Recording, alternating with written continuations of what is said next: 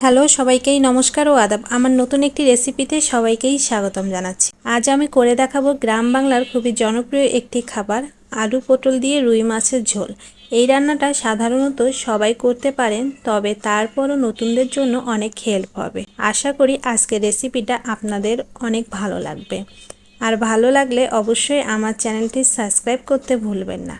আজ আমি এই রেসিপিটা রুই মাছ দিয়ে করছি, আপনারা চাইলে কাতল, তেলাপিয়া কিংবা ইলিশ মাছ দিয়েও করতে পারেন। চলুন দেখে নেই এই রেসিপিটা। এখানে 5 থেকে 6টা পটল ছোট ছোট করে কেটে নিয়েছি, তার সাথে আলুও ছোট করে কেটে নিয়েছি। আর আজ আমি পেঁয়াজটা বেটে নিয়েছি, আর তার সাথে জিরা বাটাও করে নিয়েছি।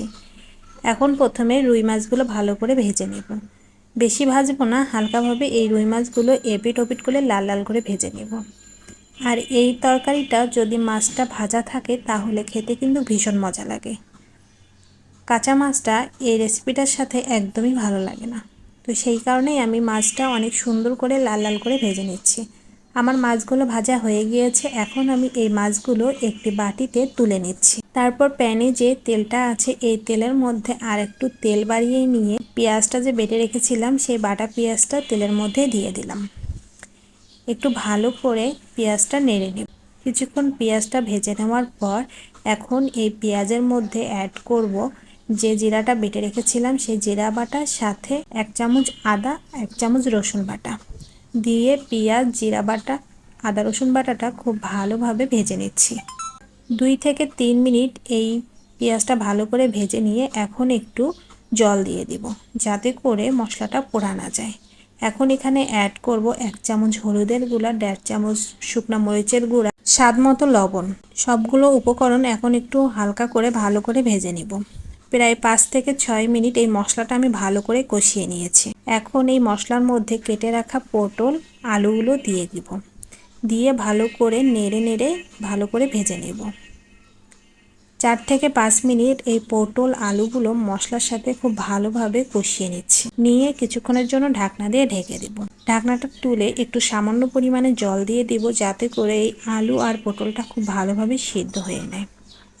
আবার 3 থেকে 4 মিনিট পর ঢাকনাটা খুলে দেখব জলটা প্রায় অনেকটা শুকিয়ে এসেছে। আর আমি এই অবস্থায় ভালো করে নেড়ে নেড়ে এই আলু আর পটলগুলো কষিয়ে নেব। এভাবেই যখন আলু আর পটলের গায়ে একটু একটু করে হালকা হালকা তেল ভেসে আসবে, তখনই আমার বুঝতে হবে যে এই কষানোটা একদম হয়ে গিয়েছে।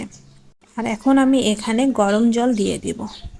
আর রান্নার সময় মনে রাখতে হবে সব সময় গরম জলটাই ব্যবহার করতে, কারণ গরম জলটা ব্যবহার করলে রান্নার স্বাদটা একদম ঠিক থাকে।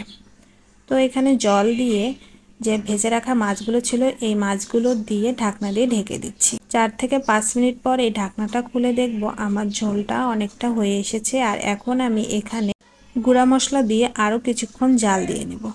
আমার তরকারিটা একদম ফুটিয়ে এসেছে। আর এখন আমি এই তরকারিটা বাটিতে পরিবেশন করে নেব। দেখুন আমার তরকারি কালারটা কত সুন্দর এসেছে। আশা করি আপনাদের অবশ্যই ভালো লেগেছে। তো আজকের আমার এই রেসিপিটা কেমন লাগলো অবশ্যই কমেন্ট করে জানাবেন। আর যারা আমার পেজ থেকে নতুন ভিডিও দেখতেছেন তারা প্লিজ আমার পেজটিকে লাইক ও ফলো দিবেন। তার সাথে আমার ইউটিউব চ্যানেলটি সাবস্ক্রাইব, পাশে বেল আইকন বাটনটি প্রেস করে রাখবেন নতুন নতুন ভিডিও দেখার জন্য।